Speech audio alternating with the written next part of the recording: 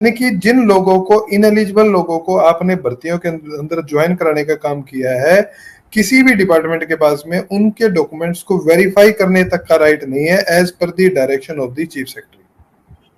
और अगर सितंबर का टाइम दिया है तो फिर तो इलेक्शन में चले जाएंगे। अगर आप तो फिर तो इनका एजेंडा, इनका जीनत एजेंडा ये तो है कि चुनाव तक डॉक्यूमेंट वेरीफाई ना हो, जो ज्वाइन हो गए, अगली सरकार अगली देखे, वो जो होगा वो सारी की सारी जो बुराइयां जो है आने वाली सरकार हमारे को ना।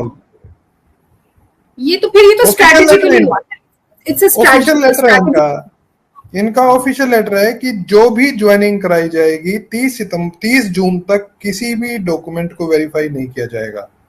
और उसके बाद में 30 जून से उस समय को एक्सटेंड किया गया। अभी 30 जून पूरी होने का है, 1 जुलाई को आई थिंक इसका एक्सटेंशन लेटर आ गया कि ये जो समय था जो 30 जून तक का था उसको बढ़ा करके अब सितंबर कर दिया गया।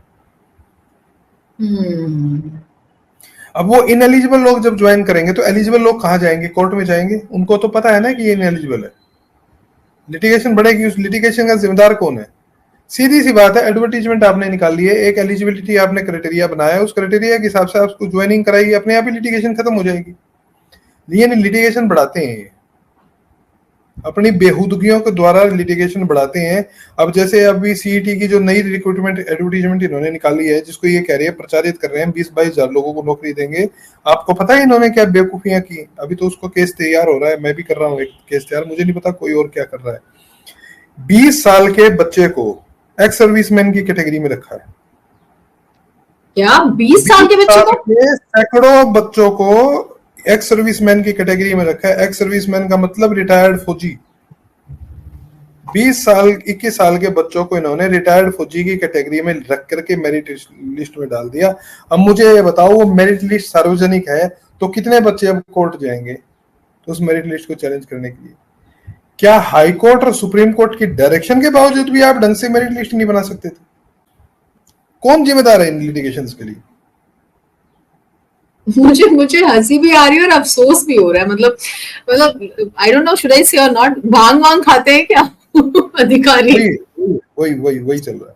बहुत माफी के साथ बोल रही हूँ, I am very responsible journalist, but जो आप बता रहे हैं और मैं इन चीजों को मानूं तो लगता है कि कोई बहुत घटिया क्वालिटी की कोई चीज ले रहे होंगे। Everything is official. I have documents to prove each and every statement which I am giving. It's horrible actually. Whatever I am saying to you, I am having all documents. इन सभी विषय के ऊपर कोर्ट में मुकदमे चल रहे हैं, इन सभी विषयों की कोर्ट को जानकारी है।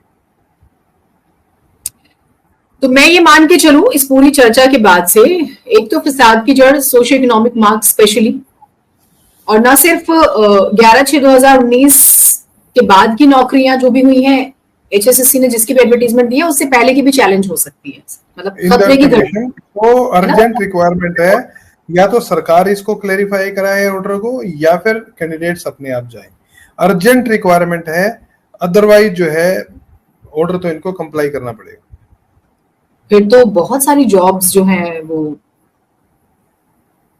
आई don't need to say anything. Group C और डी बहुत बुरा हाल हो जाएगा फिर तो सर। सी और डी की बात कर रहे हैं जितनी डिटेल में। डेफिनेटली अगर सरकार इस ऑर्डर को क्लैरिफाई नहीं करा पा रही है तो डी को कोई खतरा नहीं है। डी पुरानी वाली को खतरा हो सकता है, इन दैट केस नई वाली को कोई खतरा नहीं, क्योंकि ये बिना मार्क्स के है। सी खतरे में। एनसी में अगर आप एक लाइन में बताना चाहें कौन कौन सी स्पेसिफिक जॉब्स सी में? सभी अभी हाल फिलहाल में सभी पुरानी बताइए, आपको मैंने नाम बताया, मैंने जॉब्स का। हरियाणा पुलिस होगी, ये होगी, सभी पुरानी भर्तियां जिसमें सोशियो इकोनॉमिक क्राइटेरिया के साथ में सिलेक्शन हुआ। आगे क्या? उन सब में क्लैरिफिकेशन की जरूरत है। एप्लीकेशन फॉर क्लैरिफिकेशन लगाइए, सरकार लगाए चाहे कैंडिडेट लगाए, तभी बच सकते हैं, अदरवाइज नहीं बचेंगे। सर कैंडिडेट के लिए तो आप जानबूझ के मुश्किल कर रहे हैं ना। वो हर कोई फाइनेंशियली साउंड भी नहीं है ना, कोर्ट कचहरी सबके बस की बात भी नहीं है ना। Obviously they are forcing candidates to come to the court. आज सुबह से मेरे पास में 25 कैंडिडेट आ चुके हैं बताने के लिए कि सर हमारी नौकरी जा रही है, बचाओ।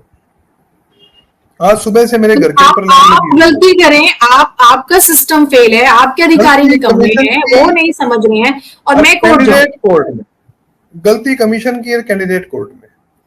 Who is responsible for this all mess? Who is responsible for this?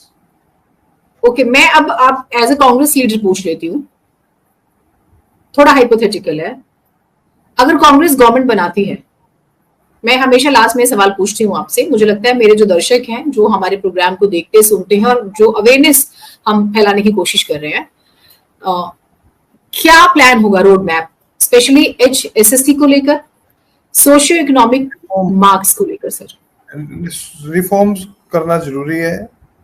Dipendra जी की तरफ से घोषणा हुई है कि OIT रिक्रूटमेंट लगाएंगे, HSSC और HPSC को रिफॉर्म लेकर के आएंगे, भर्तियां बिल्कुल पारदर्शी तरीके से की जाएंगी। ये चीज तो हमारी तरफ से कमिटमेंट है।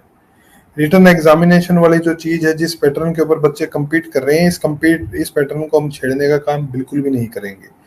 लेकिन जो पेपर लीक गैंग जो ऑपरेट कर रहा है मल्टीपल स्टेट्स के अंदर, उसके ऊपर जो है हरियाणा के अंदर इसके ऊपर लगाम लगाने का हम काम करेंगे और भर्तियों को फेयर तरीके से कराने का काम करेंगे। ये हमारा एक जो है हमारा एक स्वयं जो है हमारा स्वयं संकल्प है। मैं तो ये नहीं समझ पा रही हूँ सर। ये तो मुझे लग रहा है, जिस तरह से हमने चर्चा की, मुझे लगा था शायद 50,000 जॉब्स पे खतरा है, लेकिन ये तो नंबर बहुत ज्यादा है।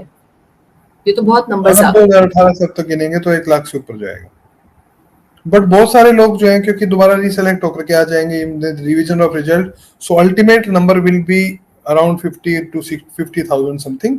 बट वो 50,000 भी बड़े आराम से बच सकते हैं, बशर्ते कि सरकार की मंशा उनको बचाने की। अगर LDC का रिजल्ट रिवाइव होता है, रिवाइज होता है, ये LDC का क्योंकि बार बार चल रहा है, 11/2019 के अंदर केवल LDC की भर्ती नहीं थी, बहुत सारी भर्तियां थी, बहुत सारी कैटेगरीज थी। तो इन सबका अगर रिजल्ट रिवाइज होता है ना, तो क्या इन्हीं लोगों को अपॉर्चुनिटी मिलेगी? क्योंकि फिर एज बैरियर भी तो आ जाएगा सर। नहीं, यही रहेंगे, एज बैरियर नहीं आएगा, क्योंकि एग्जिस्टिंग नो यही रहेंगे। Competition will be among them only, there will not be any re examination, केवल रीअसेसमेंट ऑफ मेरिट होगा, there will not be any re examination. और वही होंगे जिन्हें 5 नंबर मिले हुए हैं, कुल मिलाकर उनका ही, हाँ, उनको हटा दिया जाएगा। यदि वो फिर हटा करके मेरिट लिस्ट में आते हैं तो वो अपने सिलेक्शन जोन में रहेंगे, वरना उनको कुछ वो 15-20% जो है नए लोग रिप्लेस कर देंगे, तो 20% की वेरिएशन जाएगा। Overall variation will be 20%। So ultimate जो कैंडिडेट जिनके ऊपर इफेक्ट पड़ेगा अमंग दीज 1 लाख लोग जो हैं, अल्टीमेट जिनके ऊपर इफेक्ट पड़ेगा वो लगभग 25,000 के आसपास होने चाहिए। It's a big number. Yes, again it's a big number, not a small number. कोई फाइनल कमेंट, कोई फाइनल मशवरा, कोई final suggestion if you want to say? मशवरा ये, सरकार के ऊपर दबाव डालिए कि भाई सरकार तुरंत क्लैरिफिकेशन एंड मॉडिफिकेशन की एप्लीकेशन लेके जाए, चाहे इस मामले को सुप्रीम कोर्ट में रिव्यू कराए, चाहे इसको हाई कोर्ट में रिव्यू कराए, लेकिन एग्जिस्टिंग भर्तियों को बचाए जाने की तुरंत प्रभाव से आवश्यकता है। यदि आप नहीं करेंगे तो कैंडिडेटों को अननेसेसरी फाइनेंशियल बर्डन लेकर के